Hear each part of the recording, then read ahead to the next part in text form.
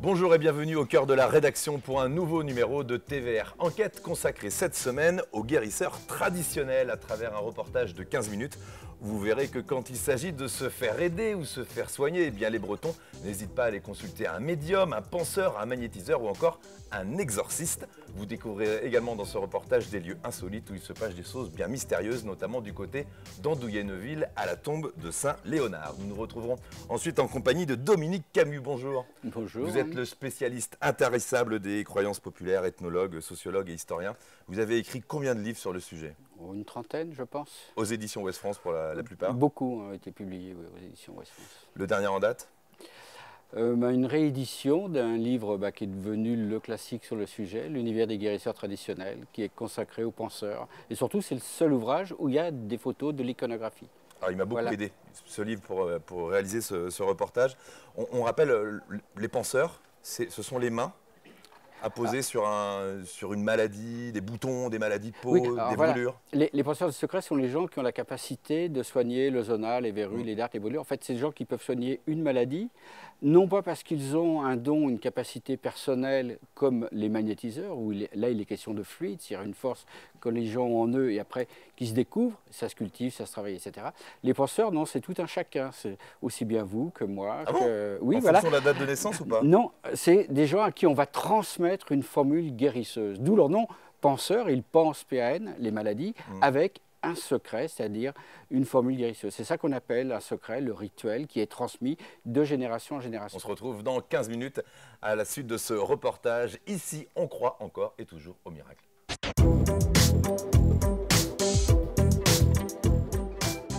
Ils sont exorcistes laïcs. Donc je te chasse, esprit du mal, de t'éloigner de ce lieu pour ne plus jamais revenir. Se disent médiums, saintes de naissance. Si les saints n'étaient pas intervenus, elle avait déjà un pied dans le cercueil. Ou magnétiseurs, guérisseurs. Mes outils de travail, des petites mains. Il y a le trouble énergétique, comme on se parle. Du lundi au mardi, il a dû se passer le miracle. Comme Christelle, Gérard ou Rodolphe, ils sont des centaines à proposer leur mystérieux service. Là, je vous montre comment il est mal, hein, Michel. Bénévolement. Parce qu'elle m'a récompensé avec quoi? 2 salades. Il n'y a pas de question d'argent entre nous. Non. Ou payant à la séance. Donc j'ai monté une auto-entreprise, tout est déclaré. Des croyances populaires, parfois un peu cachées, mais toujours bien ancrées, y compris chez les plus jeunes. Après moi, c'est vraiment au fond de moi et voilà, je lâcherai pas.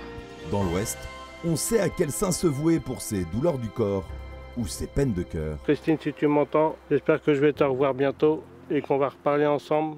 Dans les forêts ou les chapelles, on voit aussi d'étranges rituels. Il y en a beaucoup qui viennent. Hein. Ah oui? Ah oui, il y en a beaucoup. Enquête sur les guérisseurs et les dévotions populaires, car ici, pas de doute, on croit encore au miracle. Ah bah oui, j'ai même dit, hein, c'est magique.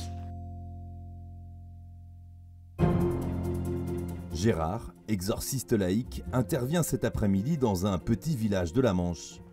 En arrivant, il n'oublie pas ses réflexes d'ancien expert en assurance. Toujours mettre le véhicule prêt à partir. Tu montes. Si tu fais une manœuvre, tu as le temps de prendre une chevrotine. Hein. Ce sont des jeunes parents qui ont fait appel à lui pour désenvoûter leur maison.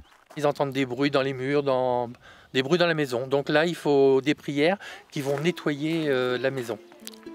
Ah, dans cette valise, il y a beaucoup de choses. Il y a de l'eau bénite, des livres de prières très puissantes.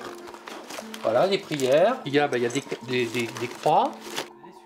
Officiellement, la fonction d'exorciste est réservée aux prêtres de l'Église catholique, chargés de chasser les démons. Il y en a au moins un par diocèse, nommé par l'évêque. Mais bon, c'est exactement la même chose et je suis en fait très efficace. Il y a beaucoup d'âmes de l'au-delà qui nous aident. Aujourd'hui, je sais qu'on est peut-être une quinzaine qui vont m'aider de là-haut. La jeune maman fait donc confiance à Gérard pour retrouver un peu de sérénité. Bah ça tapait contre les murs ou autre, donc du coup c'est un peu embêtant quoi, la nuit. Ou les jouets aussi qui s'allumaient. Donc on comprenait pas pourquoi parce qu'on était au lit. Donc c'est un petit peu intriguant quand même et tu comprends pas trop ce qui se passe quoi. L'exorciste s'est préparé à cette intervention. Il a vécu une nuit très agitée. Avant d'intervenir, moi j'ai des prières de protection à faire. pour ne pas que ce soit moi qui prenne par exemple le démon, parce que cette nuit je me suis réveillé à 2 heures, j'étais bloqué par les démons parce que eux ils savent que, des entités on va dire plus exactement, parce qu'on ne sait pas quelle forme ils ont. À 2 heures j'étais réveillé, ils m'avaient cloué le bras dans mon lit, hein, parce que moi à 2 heures normalement je dors bien, et puis parce qu'ils savaient ce que j'allais venir faire là cet après-midi. Alors donc de 2 heures à 3 heures, j'ai fait les prières de protection, les prières de délivrance. J'ai passé dans toute ma maison, comme on va faire là tout à l'heure, avec de l'encens, de l'eau bénite. Et puis voilà, j'ai fini ma nuit de 3 heures à, je ne sais pas quelle heure il était, 7 heures ce matin. Donc je te chasse, esprit du mal, et te somme par le Dieu saint de sortir et de t'éloigner de ce lieu pour ne plus jamais revenir. Je te l'ordonne au nom de celui qui t'a... Gérard et Stéphane, son ami magicien, vont passer dans chacune des pièces de la maison, en diffusant de l'encens, de l'eau bénite et des prières. Et chasser des animaux, les maladies cruelles qui les ravagent, afin qu'après avoir châtié justement ceux qui étaient tombés dans l'égarement, lorsqu'ils seront amendés par notre Seigneur Jésus-Christ, votre Fils. Le nettoyage se poursuit à l'étage, là où les bruits suspects se font plus insistants. Et surtout que c'est souvent par là en plus qu'on a des, ouais, les problèmes. C'est pour ça qu'on a mis le rideau d'ailleurs. Ouais. Parce que j'avais des visions justement dans ce couloir. Donc je voyais une ombre blanche toutes les nuits et ça me réveillait sur un coup de 2 heures du matin. Je devenais complètement parano, à m'asseoir par terre pour essayer de regarder ce que c'était, savoir ce que ça pouvait être. Je n'étais pas folle. Et finalement, j'ai jamais su réellement ce que c'était. Ce n'est pas la première fois que Gérard opère dans cette maison.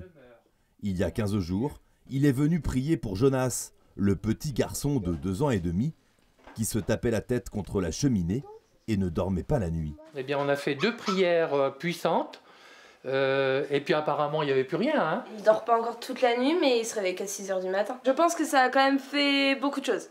Parce qu'on n'a rien fait, nous, à côté, et oui, ça a changé beaucoup de choses, même au niveau caractère. Il est beaucoup plus agréable. C'est un nouveau bébé. Ça fait drôle. Oh oui, c'est génial.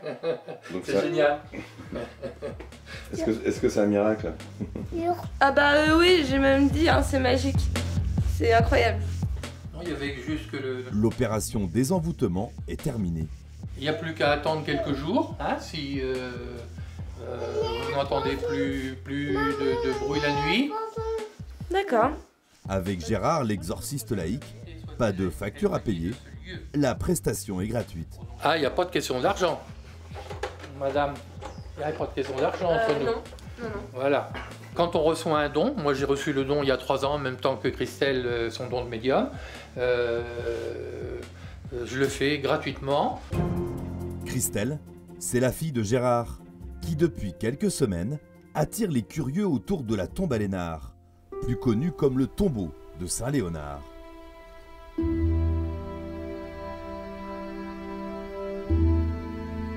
Un site fascinant et encore très fréquenté, au bord d'une départementale, sur la commune d'Andouillé-Neuville, à 25 minutes de Rennes. Dans l'allée qui mène au tombeau, les témoignages, remerciements et offrandes se comptent par centaines.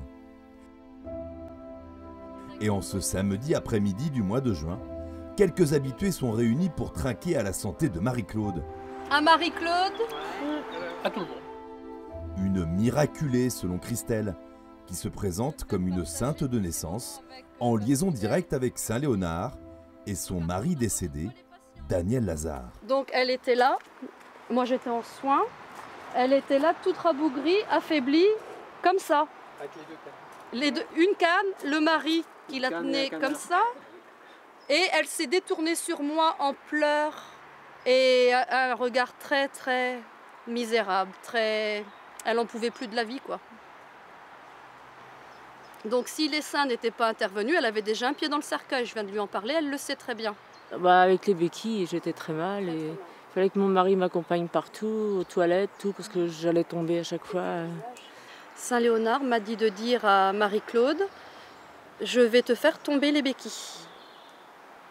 Et moi, en général, c'est même sûr, quand un saint me parle, c'est la vérité absolue. 2 jours après sa visite au tombeau et sa rencontre avec Christelle, Marie-Claude a jeté ses béquilles. Du lundi au mardi, il a dû se passer le miracle. Le mardi matin, je marchais toute seule dans la maison. C'est Mystique Miracle. C'est en direct avec Saint Léonard, Saint Daniel Lazare et moi, qui suis leur ange de lumière, leur ange terrestre, qui doit informer mon prochain. Ça n'a plus rien à voir, cette femme qu'on a là. C'est énorme, hein, métamorphosée. Sur son téléphone, Christelle a gardé les images du retour de Marie-Claude.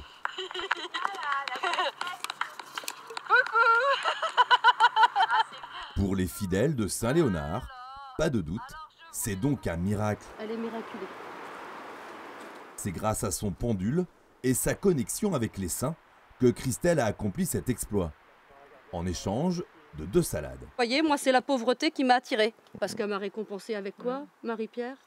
2 salades. 2 salades. Et je suis heureuse parce que c'était des super salades.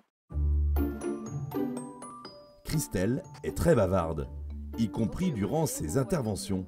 Là, je vous montre comment il est mal, hein, Michel. Pour un néophyte, pas facile d'y comprendre quelque chose. Nul médium peut arriver à mon niveau spirituel, qui est le 7e plan en conscience. C'est le plan divin. Et un être humain, en général, c'est le 3e plan, à peu près. Et là, j'ai atteint le 7e pour être sous protection divine. C'était un signe de Saint-Léonard comme quoi... Michel, c'est peut-être le plus fidèle des fidèles au tombeau de Saint-Léonard. Lui aussi espère un miracle. Une certaine Christine, qui l'attend depuis des décennies. Sur le sol, là, j'ai fait un cœur avec des pétales de rose de mon jardin. Et si celle à qui je pense, elle me regarde, je pense qu'elle comprenne que c'est pour elle. Christine, si tu m'entends, j'espère que je vais te revoir bientôt et qu'on va reparler ensemble très vite. Christelle, l'ancienne vendeuse en boulangerie, fascine certains visiteurs. Persuadée qu'elle entend Léonard et qu'elle répète à haute voix ce que le saint lui dicte, partageant même des détails très intimes. Je sais que Nicole, Monique. oui, les prénoms, est plus performante. Plus performante au lit. Les voilà réunis en intimité. C'est vrai. C'est vrai. Donc la parole de De Saint-Léonard, c'est concrétisé. ça se passe comme ça avec les saints. Contrairement aux idées reçues, Saint-Léonard attire toutes les générations.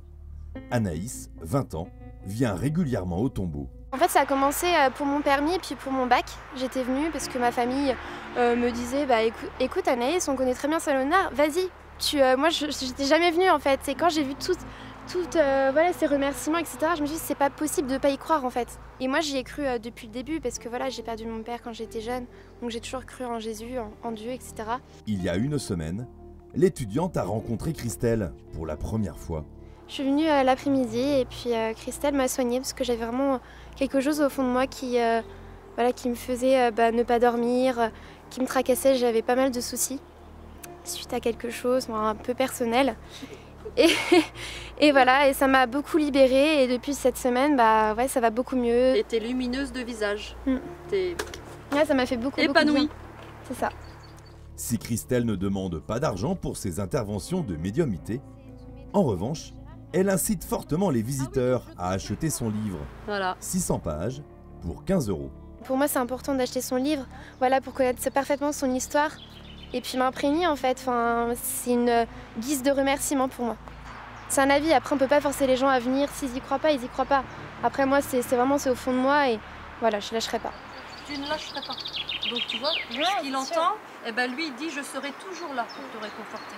Tu vois ? En prime, pour l'achat du livre, Anaïs a le droit à une dédicace de Léonard en personne, car le saint échange avec Christelle de cœur à cœur et d'âme en âme. Je vais te soutenir pour ton avenir. T'as vu ? C'est fort, hein ? Ouais. Entre vous. Saint Léonard, c'est un peu la star guérisseur des saints en Bretagne. Plusieurs sites le célèbrent, parfois plus discrètement qu'à Andouillé-Neuville. Au Pertre, à la frontière de l'Ille-et-Vilaine et de la Mayenne, la chapelle Saint-Léonard, perdue en pleine campagne, est connue dans la région pour sa chaîne accrochée au mur. Un rite étrange qui perdurerait encore. Ça donne aux enfants de pouvoir marcher ou parler. Je crois que c'était au coup là, où je ne me rappelle plus. Mais je ne sais pas si ça se fait toujours, je ne sais pas. On passe cette chaîne autour du corps des enfants qui tardent à marcher. L'origine de cette croyance est un peu glauque. Au XVIe siècle, un charretier promit de se convertir s'il réussissait à sortir son attelage du bourbier dans lequel il était enfoncé. Sa prière fut exaucée, mais il fut étranglé peu de temps après, avec la fameuse chaîne de sa charrette. À 20 km de là, le chêne à la Vierge, près de la Guerche de Bretagne, est encore très fréquenté. Il y en a beaucoup qui viennent. Ah oui? Ah oui, il y en a beaucoup. Ah ben, je dirais que c'est vraiment reconnu parce que les pancartes de la Vierge, tu veux, chaîne de la Bonne Vierge partout. Un lieu de dévotion et de pèlerinage, entretenu et harmonieux, des dizaines de niches en bois abritant des statuettes et autres symboles sont installés le long du chêne, plusieurs fois centenaires. On vient y demander l'intervention divine pour des problèmes de santé ou sentimentaux. Depuis toujours, les Bretons aiment s'en remettre aux saints et aux croyances populaires. Ici, on consulte encore les rebouteux, les penseurs, les guérisseurs. Certains se cachent, préfèrent rester discrets, d'autres en vivent, ont pignon sur rue et même un site internet. C'est le cas de Rodolphe Geffredo, qui reçoit chez lui près de Chanteloup, au sud de Rennes. Mes outils de travail, des petites mains. Magnétiseur, guérisseur, on vient le voir pour soulager toutes sortes de douleurs. Beaucoup effectivement pour les dents chez les enfants, les vers, ça c'est très très fréquent. J'ai la chance et j'espère continuer encore longtemps à avoir des résultats qui sont à 100% positifs sur les zonas. Problème de peau, douleur quelconque, vraiment les tendinites à répétition. Rodolphe refuse parfois certaines demandes quand il s'agit de troubles mentaux importants ou de maladies graves. Les personnes qui m'appellent en me disant j'ai le cancer et est-ce que vous pouvez me soigner, j'ai la décence et l'humilité de dire que non. Par contre, si je peux les aider à soulager, à passer cette épreuve pour éviter les effets secondaires, je dis oui. Les personnes qui veulent venir en croyant que je vais guérir le cancer, non. Cet après-midi, le magnétiseur de Chanteloup reçoit une jeune femme en arrêt de travail depuis 6 mois. Elle souffre d'arthrose, de vertige et a parfois du mal à tenir sur ses jambes.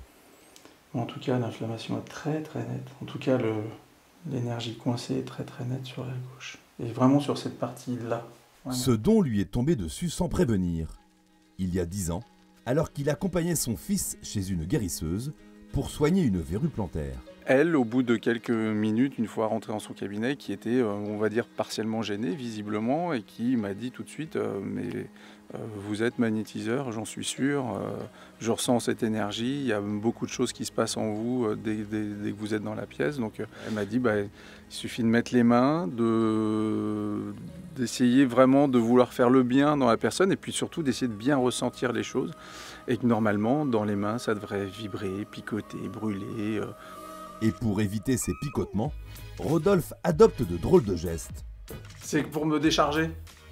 Ces petits gestes bizarres au-dessus du corps. Ouais, je sais que ça peut surprendre sur le coup, mais j'ai vraiment besoin, parce que sinon, je suis plus capable. J'ai l'impression que tout le corps est une boule inflammatoire ou pleine d'énergie négative, alors que c'est simplement que j'en ai tellement dans les mains qu'il faut que je dégage.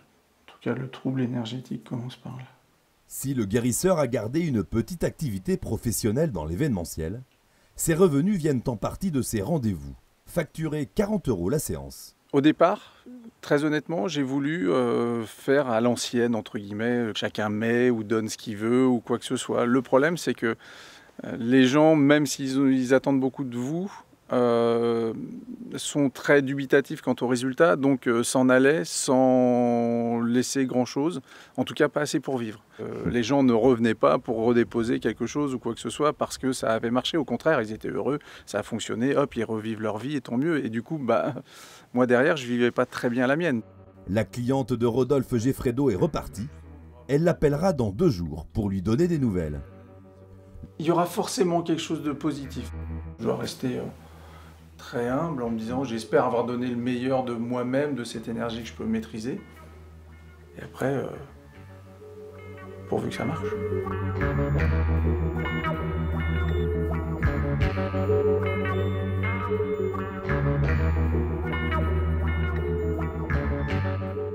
Retour sur le plateau de TVR Enquête pour ce numéro consacré aux guérisseurs traditionnels, aux penseurs, appelez ça comme vous voulez, herbouteux aussi. Ça fait partie de la même famille?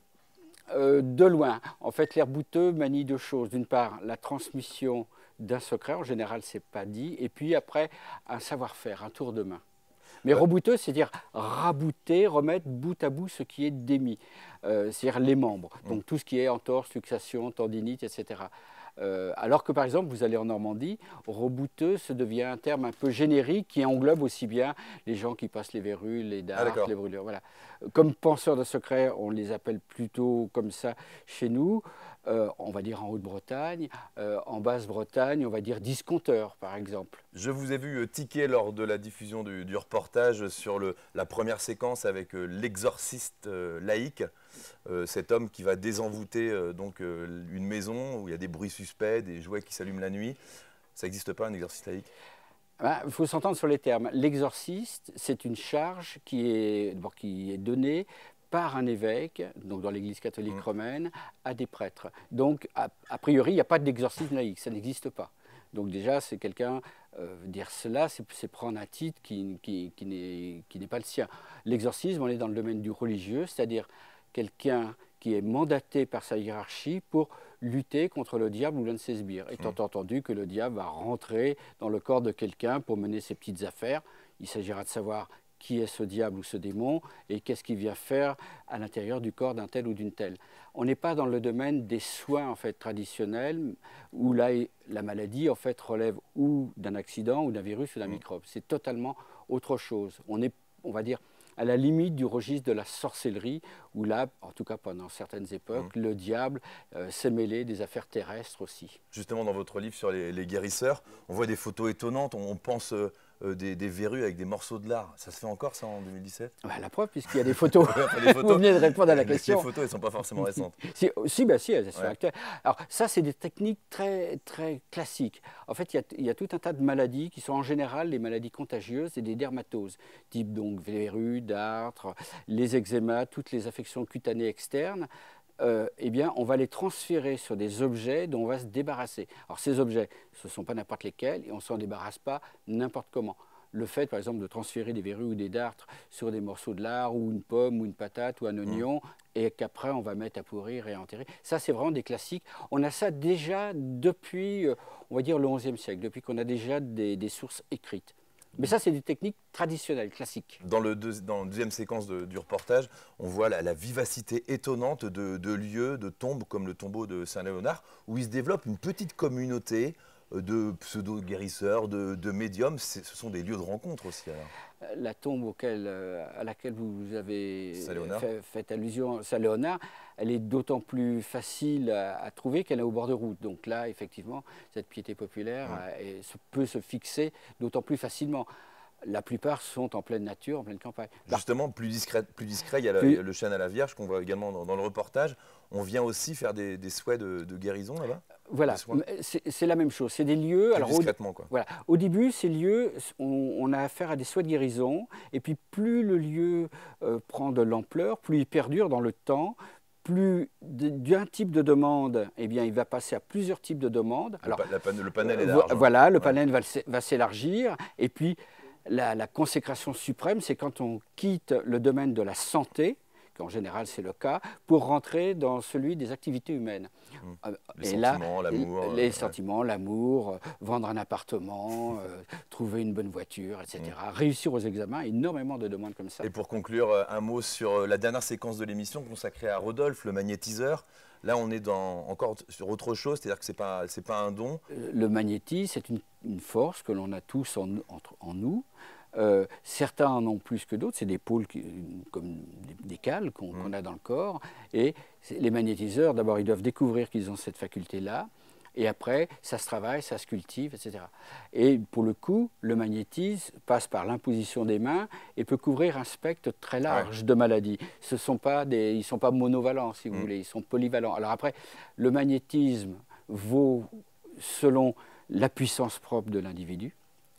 le type de maladie qu'il y a à soigner. On peut considérer que des maladies plus anciennes sont plus difficiles à réduire que des maladies récentes. Et puis, le degré de dangerosité, on va dire, de la maladie. On peut penser que des maux de tête sont plus difficiles, plus faciles à faire partir que des cancers ou que des kystes. Merci beaucoup Dominique Camus. Vos livres, on les trouve dans toutes les bonnes librairies et notamment aux éditions Ouest France. C'est la fin de ce numéro de TVR, enquête consacrée aux guérisseurs traditionnels. On se retrouve très vite pour un nouveau numéro que vous pouvez retrouver d'ailleurs en replay sur le site de TVR, tvr.bzh.